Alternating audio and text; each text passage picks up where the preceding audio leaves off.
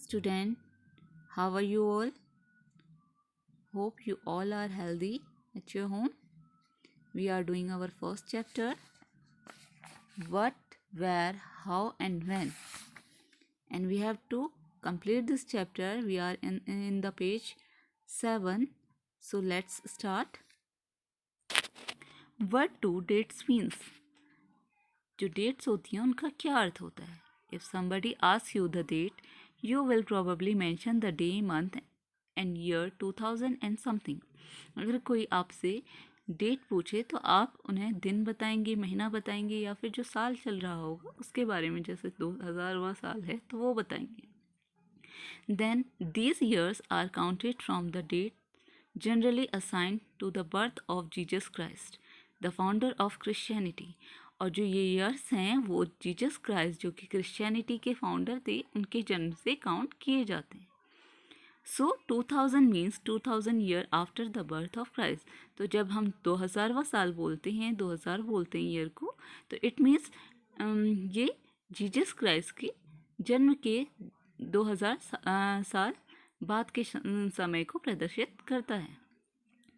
All dates before the birth of Christ are counted backward and usually have the letter BC before Christ added on. और जो भी dates Jesus Christ के जन्म से पहले count की जाती हैं वो बैकवर्ड काउंट की जाती हैं और उनके आगे BC लिखा होता है, जिसका अर्थ होता है बिफोर क्राइस्ट, अर्थात जीसस क्राइस्ट के जन्म से पहले.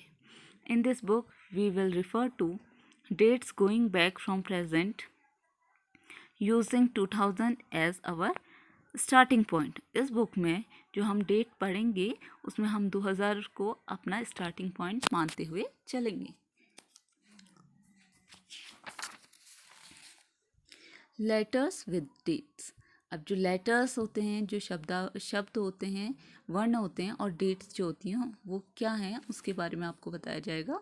BC we have seen stand for before Christ. जैसा कि हमने देखा BC का अर्थ है बिफोर क्राइस्ट, जीसस क्राइस्ट के जन्म से पहले. You will sometime find AD before dates. कभी कभी आपको डेट्स के आगे AD लिखा हुआ भी दिखता होगा. This stand for 2 Latin words anno domini meaning in the year of lord. कभी कभी आपको 2 Latin word anno, this stand जो AD जो आपको वर्ड दिखता है उसका अर्थ है एनो डोमिनी, जो कि लैटिन भाषा के शब्द से लिया गया है, जिसका अर्थ होता है जीसस क्राइस्ट के जन्म का समय. So 2012 can also be written as AD 2012. तो हम 2012 को AD 2012 करके भी लिख सकते हैं. Sometimes CE is use instead of AD and BCE instead of BC. और कभी कभी CE को हम यूज़ करते हैं AD के स्थान पे और BCE को BC बिफोर क्राइस्ट के जगह पे हम यूज़ करते हैं. The letter CE stand for common Ira.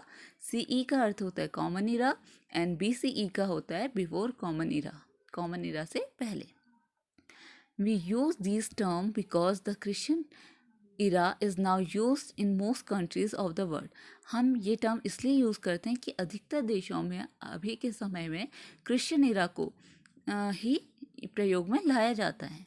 In India we begin using this form of dating from about 200 years ago. और भारत में हम जो ये क्रिश्चियन इरा का टर्म है BC, AD, BC, ये सब लगभग 200 साल पहले से प्रयोग करते आ रहे हैं. And sometimes the letter BP meaning before present are used.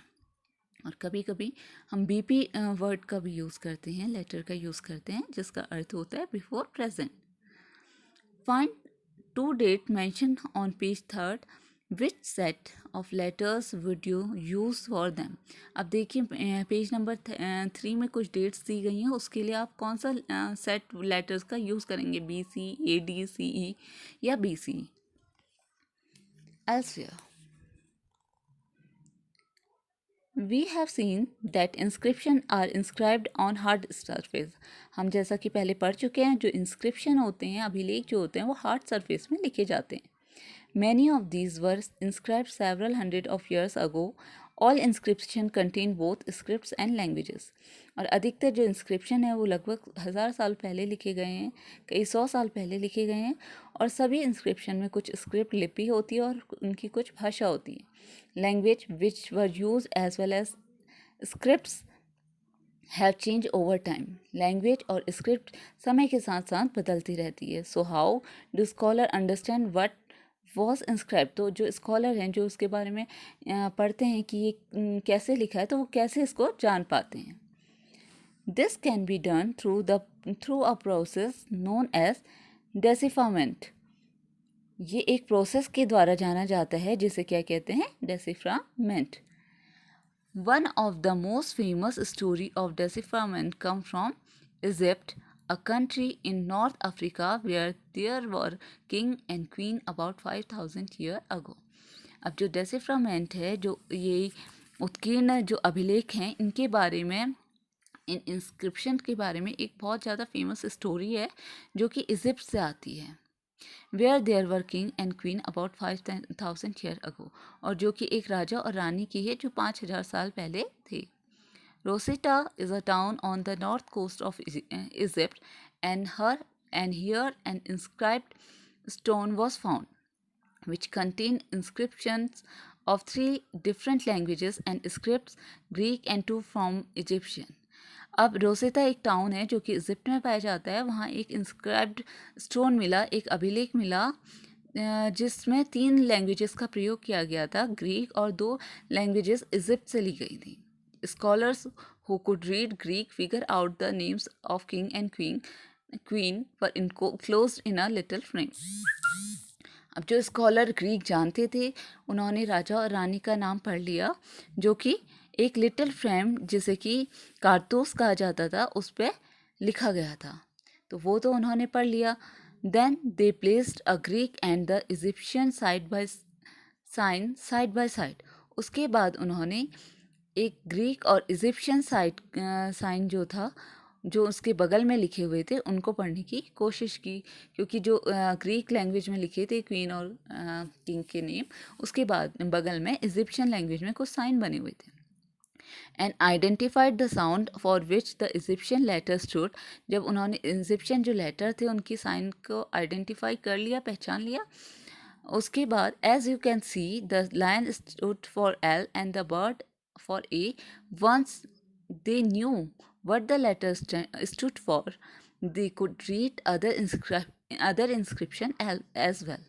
तो जैसा कि वहाँ पर जो उत्कीर्ण अभिलेख थे उनके जब उन्होंने आइडेंटिफाई कर लिए तो उनके लिए लेटर समझना इजी हो गया, वो साइन समझना इजी हो गया। जैसा कि आप देख सकते हैं यहाँ पर दिखाया गया है, जो लायन है उसके लिए एल लेटर का प्रयोग किया गया, बर्ड के लिए ए लेटर का।